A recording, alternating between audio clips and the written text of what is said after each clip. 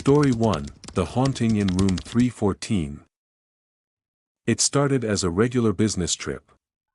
My company booked me into an old, historic hotel in the heart of the city. I arrived late in the evening and was given room 314. The receptionist handed me the key with a strange, almost forced smile and said, "Let us know if you need anything." Something about her tone felt off. But I shrugged it off as exhaustion from the flight.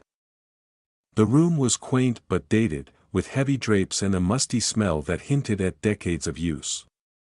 A large mirror hung across from the bed, reflecting the dim light of a solitary lamp.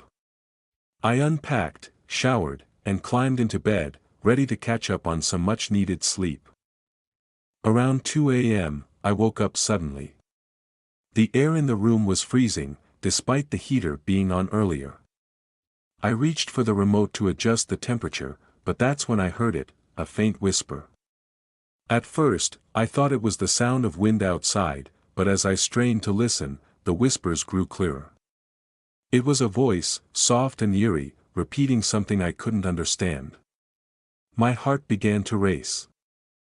I turned on the bedside lamp and scanned the room. Nothing. Just the faint creak of the floorboards as I moved. Then, my eyes landed on the mirror. For a split second, I swear I saw a shadow move behind me. I whipped around, but no one was there. I laughed nervously, trying to convince myself it was just my imagination, but deep down, I knew something wasn't right. I decided to sleep with the lights on, but as soon as I lay back down, the whispers started again, louder this time. My chest tightened as I realized they were coming from the mirror. Summoning every ounce of courage, I got up and threw a blanket over it. The room fell silent.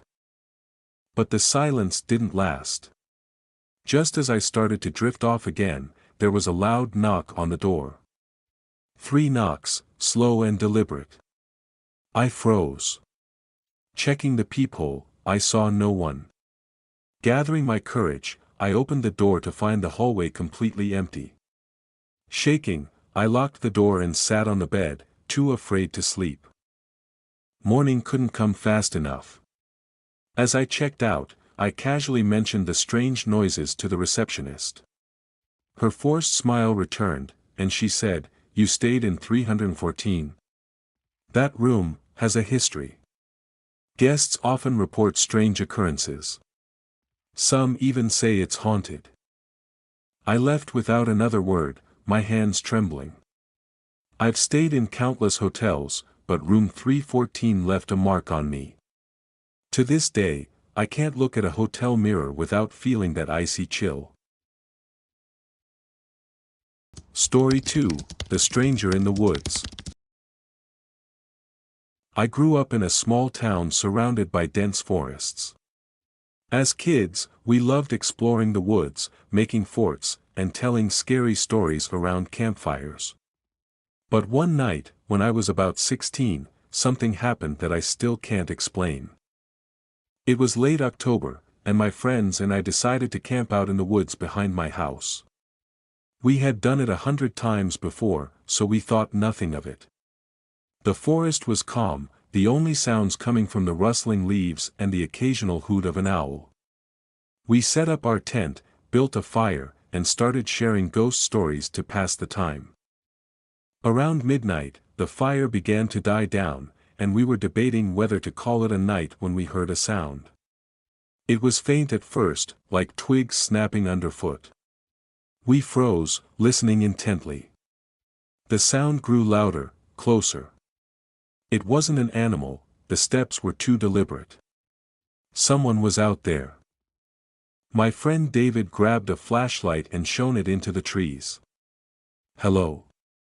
Who's there?" he called out, his voice shaky. No response. Just the crunch of leaves as the footsteps stopped, then started again, circling us. Panic set in.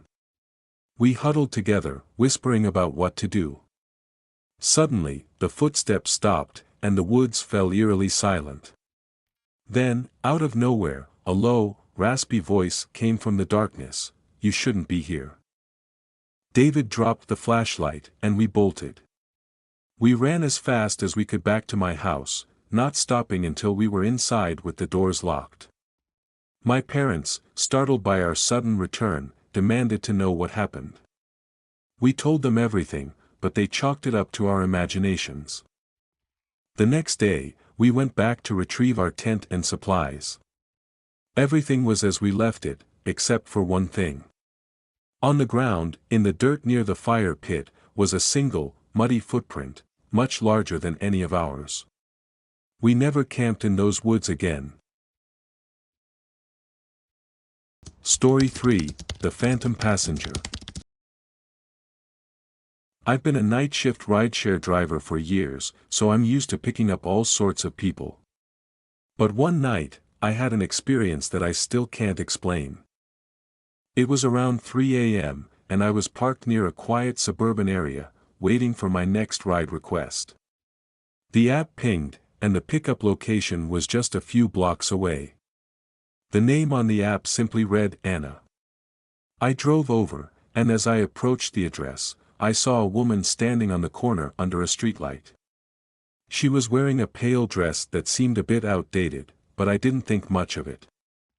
She got into the back seat without a word, just a slight nod of acknowledgement. "Good evening," I said, trying to be polite. She didn't respond.